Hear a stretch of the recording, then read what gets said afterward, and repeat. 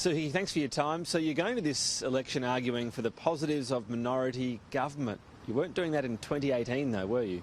No, I was a candidate with the Liberal government and actually believed in majority government, but actually participating in it, I saw how corrupt it could be and how dominating it was on individuals. There was no freedom for expression, there was no room for argument, you couldn't dissent, you were told you had to do what the party instructed.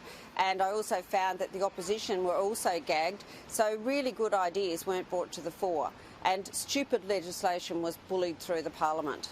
I mean, some would wonder how much you were ever a part of that sort of team. If we go back to that time, you didn't get a position on the front bench. You accepted the speakership role from Labor and the Greens. You never really team blue after the election, were you? Well, it was very difficult through the election process to actually get a voice heard, and I think I realised that I wasn't fitting in quite early on. And the advantage of me taking the Speaker's chair was I could actually witness how Parliament didn't work. We here in Tasmania have a very small Parliament, so that really causes its own set of grief. There's not enough independent thinkers in there to challenge and debate good law. So elected for the Liberal Party, took the speakership role, you were happy to vote against, Liberal Party policy. No, I was happy to vote against poor law. But it was still Liberal Party policy. Yes. And then you seemed surprised when you didn't get pre-selected. Surely you should have seen that coming. No, I think it was just like, oh, here goes another opportunity for people who've been on the backbench for 9 years or being promoted because they're in the right demographic, for the next election. Politics is not about skill. It's the only job you have to pay to get by campaigning. You don't have to have a driver's licence, you don't have to pass a sewing test or a spelling bee. You just have to be currently not insane, currently not in jail and currently not bankrupt. So how are we going to attract good quality candidates if we're going to put them in parties and then stifle them so they can't speak?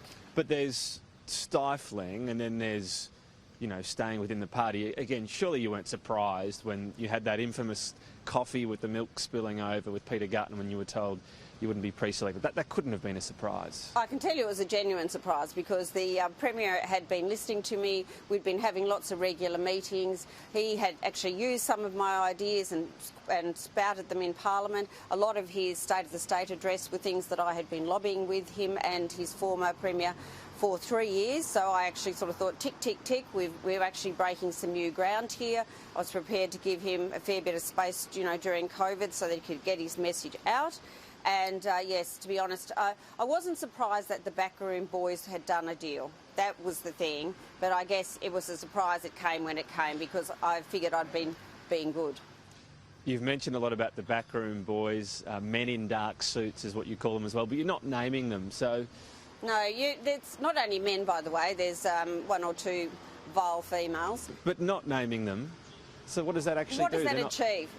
All it does is create more hatred and more grief. These are people who are rusted on party members. They know who they are. But isn't it calling out bad behaviour? I mean, we're seeing a lot of that at the moment. It is calling out bad behaviour, but it goes on in every single party. So you will see this bullying that goes on in every party. That is why I kept standing up, and I would go and challenge them. I would say, how can you do this on your watch? How can you sleep at night?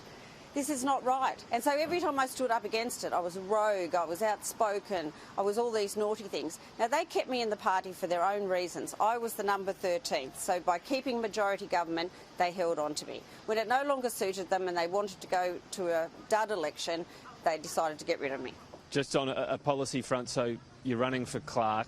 I noticed in your brochure you talk about securing affordable and secure housing for all Tasmanians. That's a big pledge with the housing crisis going on right now. This is what has been annoying me so much. From the day I got elected, that was the day when we had a big fiasco with people housed out on the showgrounds in tents, people living in hedges. So I have spent every day of my 3 years trying to bring to the government's attention that it should be named up as the #1 issue in Hobart, along with the terrible health and hospital situation. And they just didn't find it sexy enough. But you've made a big pledge there. How's that going to actually happen?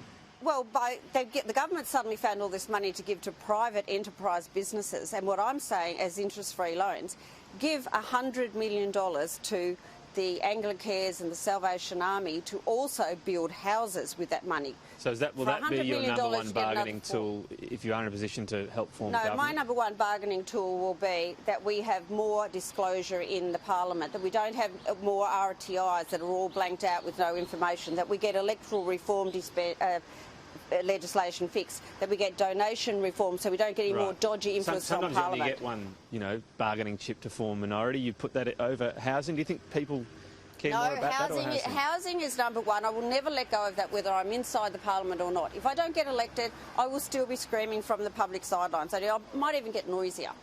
What prospect do you give yourself of being re-elected? I think we will have one independent in the Parliament. At least I'm very hopeful of that. We need more independent thinking. We need people to challenge stupid laws, and we need less robots on the backbenches. Sue Hickey, thanks for your time today. You're welcome.